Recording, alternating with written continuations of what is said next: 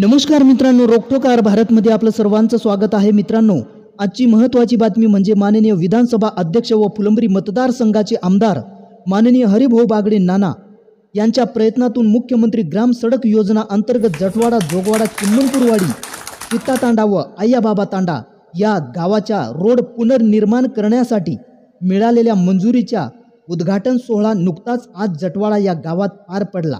त्यावेळी भारतीय जनता पार्टीचे अनेक मान्यवर उपस्थित होते व ग्रामस्थाच्या समक्ष माननीय हरिभाऊ नाना बागडे काँग्रेसवर टीकास्त्र करत व मोदीचे काम गिनवत बोलत होते. माझ्यासोबत आलेले उपस्थित सर्वच गावकरी बंधू आणि भगिनींनो, मी आज प्रथमतः आपल्या इथे जटवाडा ते जोगवाडा चिमणपूर वाडी हा एक रस्ता आहे आणि त्या रस्त्याचं 538 लाख म्हणजे 5,38,00,000 एवढं त्याच्यातला थोड्या किमतीचा तो रस्ता आहे. त्याचबरोबर 6 किलोमीटरचा तो रस्ता आहे. चित्तातांड्याचा 1.5 किलोमीटरचा रस्ता आहे. तो 1,06,38,000 आहे आणि आय्याबाबा तांडा 2 किलोमीटरचा 1.5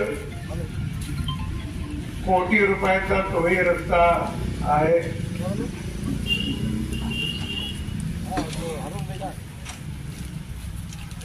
आता या सगळ्या रस्त्याची जर किंमत आपण पकडली तर 7,95,44,00,000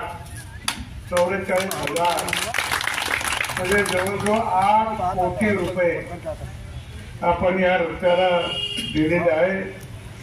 तसं या ठिकाणी आपण एक ग्रामपंचायत कार्यालय पण बांधकाम सुरू केले.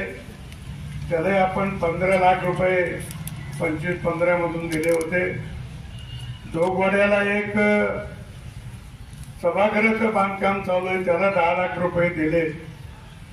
त्याचबरोबर राळपट्टी तांड्याला देखील एक 10 लाख रुपये त्या रस्त्यासाठी दिलेले आहे. असे हे सगळे मिळून जवळपास 8-8.25 कोटी रुपयाचे कामं आज या ठिकाणी आपले चालू होणार आहेत. काही चालू झालेत, काही चालू होणार आहे. आणि म्हणून आपल्याला माहिती आहे की 2014 पासून केंद्रात मोदीजीचं सरकार आलं आणि राज्यामध्ये त्यावेळेला देवेंद्र फडणवीसांचं सरकार आलं आणि तेव्हापासून आपण विकास कामाला सगळ्यात महत्वाचं काम मानून त्याच्यामध्ये आपण मोठ्या प्रमाणामध्ये इथं काम सुरू केले. 2014च्या आधीचं जर तुम्हाला आठवत असेल 5-10 वर्ष तर तुम्ही त्याचाही डोक्यात विचार करा. कारण आपण लहानपणापासून इथंच राहत असू 10, 15, 20, 25 वर्षापासून किंवा 50 वर्षापासून आपल्याला कळायला लागलं तेव्हापासून तर 14च्या आधी इथं आपल्याला किती पैसे मिळाले आणि 14च्या आधी आपले कोणते रस्ते चांगले झाले हे आपल्याला सोचता येईल, विचार करता येईल. आणि 14 नंतर जो काही बदल होत गेला, आता हा जो हर्सूल ते तिकडे घोडेगाव पर्यंतचा रस्ता, काटशेवरी पर्यंतचा रस्ता हाही त्याच्यानंतरच झाला, आपण पाहिला असेल.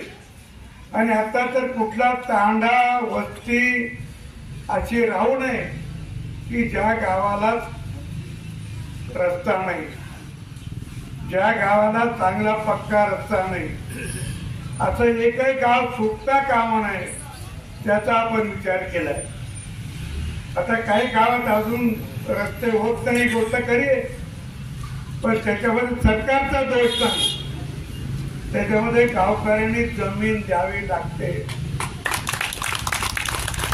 आणि जमीन रस्ता तर झाला पाहिजे, मग आपल्या शेतातून नको दुसऱ्याच्या शेतात. आणि मला ते पाझर तलाव करायचो मी पूर्वी, खूप पाझर तलाव केले. कारण मी शेतकरी असल्यामुळे शेतकऱ्याला काय लागतं पहिल्यांदा, तर त्याला पाणी लागतं विहिरीला. विहिरीला जर त्याच्या पाणी असेल तर त्याला दुसरं कशाची अडचण पडत नाही, तो पीक त्याच्या सोयीने घेतो. पण पाणी नसेल आणि पडलेलं पाणी जर वाहून जात असेल तर त्याच्या विहिरीला कधीच पाणी येणार नाही. आणि म्हणून पाणी अडवणं हे महत्वाचं होतं. म्हणून मी अनेक जणांना अनेक ठिकाणी त्यावेळेला आग्रह करायचो की पाझर तलाव गावात करा, पाझर तलाव गावात करा. काही जण म्हणायचे चांगली गोष्ट आहे, करा. आमचं गाव पाझर तलाव करा म्हणून सांगायला पण यायचे, पण आपल्या शेतात नको, वरच्याच्या शेतात केलं, त्याची जमीन जाईल, तिथं पाणी आले आणि मग आपल्या खालच्या विहिरीला आपोआप पाणी. ही पण मानसिकता होती. त्याच्यापेक्षा काही जणांनी स्वतःच्या जमिनी दिल्या आणि पाझर तलाव करून घेतले. आज त्यांचा त्यापासून बागायत आणि म्हणून बागायतीशिवाय आपल्याला पर्याय नसतो. आणि म्हणून ते जमीन तिथं उपलब्ध आहे, तिथे आपण कुठल्याही गावाला, कुठल्याही तांडा वस्तीला एक घर जरी असलं कडेला बांधलेलं आणि कोणी जमीन द्यायला तयार असेल तर आपण तिथपर्यंत रस्ता नेऊ, एका घरासाठी नेऊ. पण जमीन दिली पाहिजे. तू म्हणा जमीन देतो, पैसे द्या, अशा वेळेला पैसे नाही मिळत. समृद्धीला दिले ना आपण पैसे, समृद्धीला दिले ना, पळत पळत जाऊन रस्ते केले ना. काही जणांनी अडवलं तरी म्हणलं होय माग जाऊ दे मला रस्त्याला, लय पैसे मिळू राहिले. आणि आपल्याच काळात त्याचं भूमिपूजन आपल्याच काळात उद्घाटन. इथं तर पूर्वीचं 10-10 लाखाचे उद्घाटन केले, नाळे फोडले, 5-5 वर्ष झालेच नाही. आणि माझा स्वभाव आहे, जोपर्यंत वर्क ऑर्डर होत नाही तोपर्यंत मी नारळ फोडत नाही. आणि म्हणून या सगळ्या रस्त्यासाठी आपण सगळे प्रयत्न केले. हे रस्ते दोघा जणांनी घेतले. एक शिवशाही कन्स्ट्रक्शन वाले तिथे आले का कोणी ते, आणि एक पटेल आहे, आमचे पटेल आहे. आणि आय बाबा तांड्याचा रस्ता तुम्ही घेतला ना, आय बाबा लवकर काम सुरू करा. पावसाळ्याच्या आत किमान खडीचा 1-2 लेअर तरी करा. पावसाळ्याच्या आत हे डांबरीकरण करू नका. कारण एकदा पाऊस पडून ते दबू दे खडी चांगली केलेली, आणि मग पुन्हा एखादा लेअर करून मग त्याच्यावर डांबरीकरण केलं तर ते अधिक काळ टिकतं. नाही तर पावसाळ्याच्या आधीच सगळे लेअर डांबरीकरण झालं तर ते दबायला त्याला वाव मिळत नाही. आणि म्हणून ते पण आपण पूर्ण करा अशी मी आपल्याला अपेक्षा व्यक्त करतो. एकूणच सगळ्या कामाचा विचार केला तर आता आपल्या देशात सगळीकडे रस्ते. परवा तुम्ही कोणी मोदीचं भाषण ऐकलं तर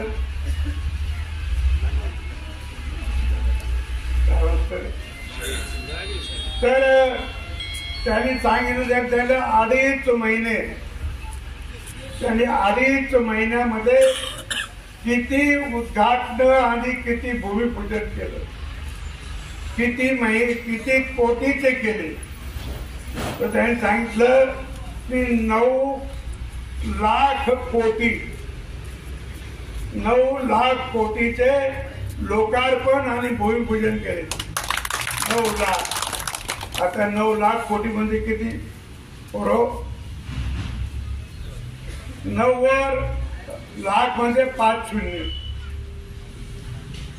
90 5 शून्य म्हणजे 9 लाख झाले.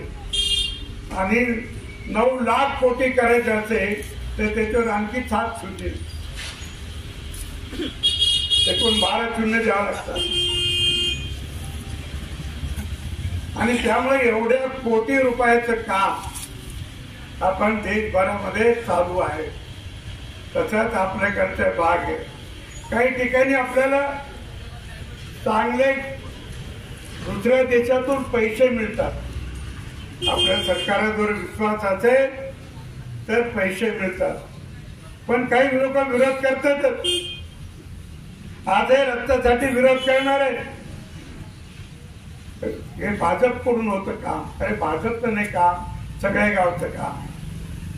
ते भाजपच्या आमदारांनी ठरलं तर ते होऊ द्यायचं नाही, अशी पण मानसिकता आहे. पण इथं ते असं नाही, मुंबईत पण आहे.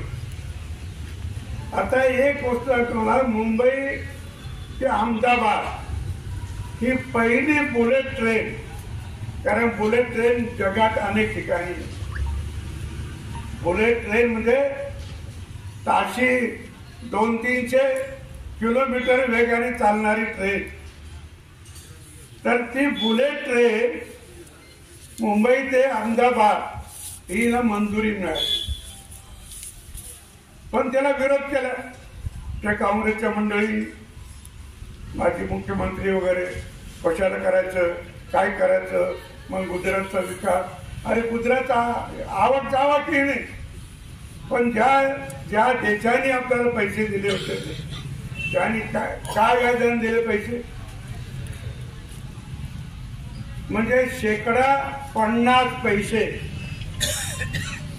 आता आपण ते बँकेत गेलो तर 9 रुपये, 10 रुपये, 12 रुपये, 15 रुपये एवढ्या व्याजाने आपल्याला पैसे घ्यावे लागतात. ते आपल्याला 50% पैसे आणि त्याची परतफेड किती, 50 वर्ष. म्हणजे त्यांचेच पैसे घ्या, त्यांच्या देशावर बुलेट ट्रेन तयार करा, त्याच्यातूनच उत्पन्न काढा आणि ते फेडा. सोपा धंदा आहे. तरी काही जणांना पटत नाही. ते पटत नाही एवढंच की आपल्या राज्यात काही झालं नाही, यांच्या राज्यात पाऊल हो राहिलं. आपण 70 वर्ष राज्य केलं, आपल्या राज्यात काही झालं नाही, आपल्या काळात काही केलं नाही, यांच्या काळात होऊ नये. आता अशी जी मानसिकता काही जणांची असते ती वरपासून खालपर्यंत पण आहे. आणि म्हणून देशभर विकास चालला आहे. आता विकासामुळे जगात मोदीला का मान आहे? म्हणजे एखाद्या माणसाला जगातले लोक मानतात, ते कशामुळे मानतात? तो दिसायला चांगला चुकलाय म्हणून नाही म्हणत. त्याने त्याच्या देशात काय केलं, त्याच्या देशाचा विकास काय केला हे जग पाहत. आणि म्हणून मोदीने आपल्या देशामध्ये 80 कोटी लोकांना मोफत धान्य देतात. आज देतात, आपल्या गावात देतात आणि त्याच्यातले बहुतेक सगळे लाभार्थी आहोत. कधी त्यांनी विचार नाही केला भाजपच्या लोकांना द्या, काँग्रेसच्या लोकांना देऊ नका, आणखी कोणाला देऊ नका, असा विचार केला का? सरसकट 80 कोटी लोकांना जगात कोणताही देश नाही मोफत धान्य देणारा.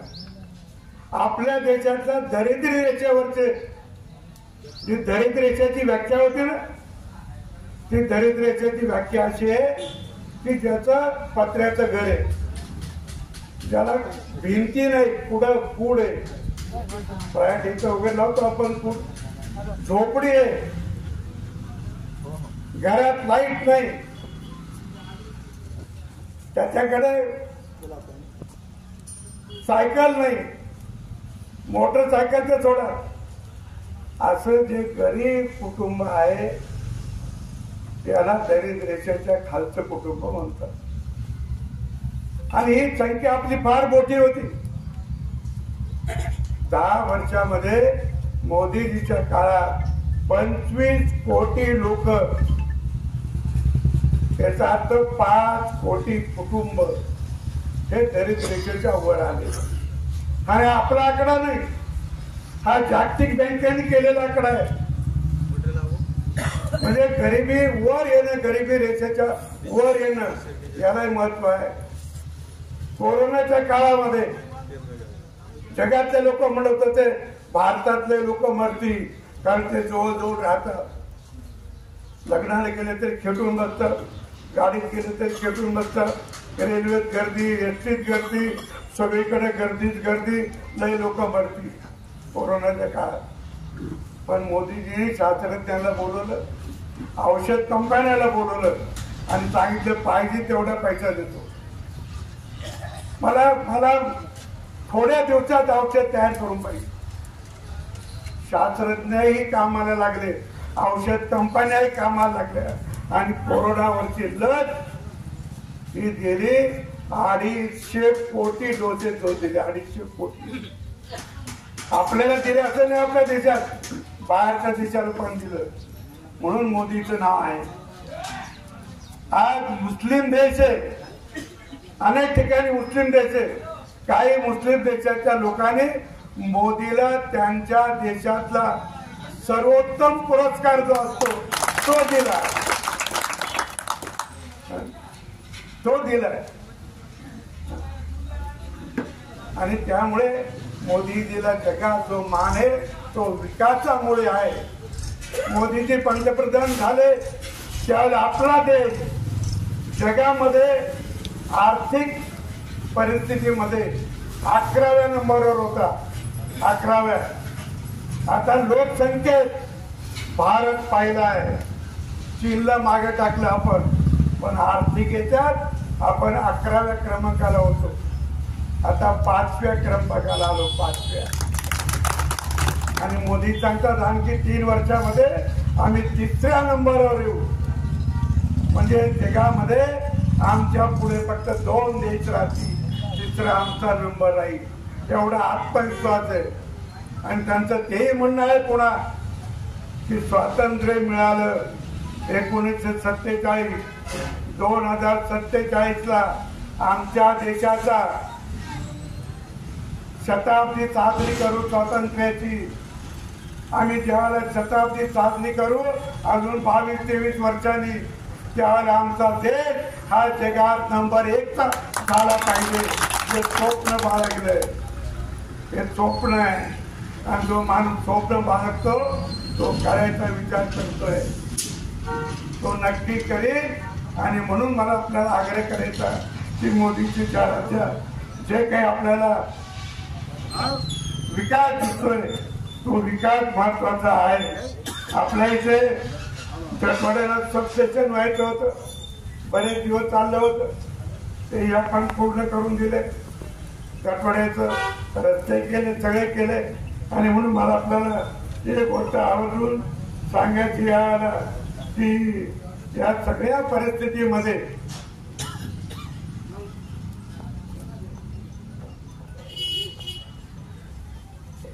आता मोदीजींचं एक स्वप्न आहे. त्यांनी या देशामध्ये 4 जातीचा विचार केलाय. पहिली जात ते म्हणले महिला, दुसरी जात गरिबी, तिसरी जात तुमच्या विद्यार्थी म्हणजे तरुण, आणि चौथी जात अन्नदाता म्हणजे शेतकरी. या 4ही जाती मी मानतो म्हणे. आणि याचा विकास करायचा. महिलांचं उत्पन्न वाढलं पाहिजे, महिला व्यवसायात गेले पाहिजे, महिलांनी स्वतंत्रपणे अर्थार्जन केलं पाहिजे. म्हणजे बचत गटाच्या निमित्तानं शिकून कारखाना टाकू दे, स्वतंत्र व्यवसाय करू दे. प्रत्येक महिला कमावती झाली पाहिजे. म्हणजे देशाला जर नंबर 1 वर आणायचं असेल तर प्रत्येक हाताला काम मिळालं पाहिजे. आणि प्रत्येक हाताला काम मिळालं की माणसाचं उत्पन्न वाढतं. तुमचं स्वतःचं उत्पन्न वाढलं तर तुमच्या देशाचं उत्पन्न वाढतं. आणि ही मानसिकता मोदीजींनी ठेवली महिलांच्या संदर्भात. आताही महिलांना आपण मदत करतो वेगवेगळ्या प्रकारे. सगळ्यांना तरुणांनी शिकून मोठं झालं पाहिजे. म्हणून कौशल्याचं शिक्षण, पूर्वी आमच्याकडे कौशल्याचं शिक्षण नव्हतं. ज्याच्या हातात कौशल्य ज्याच्या हातात कौशल्य आहे, ITI झालेल्या पोराला काम मिळेल, BA झालेल्या पोराला काम नाही मिळत. ITI मॅट्रिक नंतर होता येतं, मॅट्रिक नंतर 4 वर्षांनी 3 वर्षांनी BA होता येतं. आणि म्हणून तुम्ही कौशल्य शिकलं पाहिजे. तुमच्या हाताला कौशल्य आलं तुम्हाला काम मिळेल. म्हणून कौशल्याचं शिक्षण हे आपण जाहीर केलंय आणि त्याच्यातही आरक्षण आहे. ज्याचा 8 लाखाच्या खाली उत्पन्न आहे, 8 लाखाच्या खाली. काँग्रेसच्या काळात किती होतं माहिती आहे? काँग्रेसच्या काळात होतं 2 लाख. ज्याचं उत्पन्न 2 लाख आहे खाली त्याला सवलती शिक्षणाच्या. आपल्या सरकारने त्याची मर्यादा 8 लाखावर दिली. म्हणजे तुमचं 8 लाख जरी उत्पन्न असलं, 7,95,000 तरी तुम्हाला सवलत आहे, तरी तुम्हाला सवलत आहे. पूर्वी 2 लाखाला म्हणजे कोणालाच सवलत नव्हती. 2 लाख तर साधाराचं उत्पन्न होतं, महिंद्राचं उत्पन्न होतं. छोटी मोठी दुकानदार आणि छोटा मोठा शेती करणाऱ्या माणसाचं 8 लाखाच्या आत उत्पन्न आहे, त्या सगळ्याला ही सवलत मिळते. ही सवलत भाजप सैनिक सरकारने दिली आणि अनेक दिवस चालू आहे, हेही आपण लक्षात घ्या. आणि म्हणून या सगळ्या सवलतीचा विचार करून आपण त्या सगळ्या गोष्टीचा विचार करा. केंद्र आणि राज्य आता विकास झाला तर आपल्या हाताला काम मिळतं, हेही लक्षात घेतलं पाहिजे. सगळ्या गोष्टीमध्ये आपण नंबर 1 राज्य आणि नंबर 1 देश करायचं हे स्वप्न उराशी बाळगलं. आता निवडणुकीचा कार्यक्रम सुरू होतो ते 16 तारखेला एखाद्या वेळेला आचारसंहिता लागण्याची शक्यता आहे.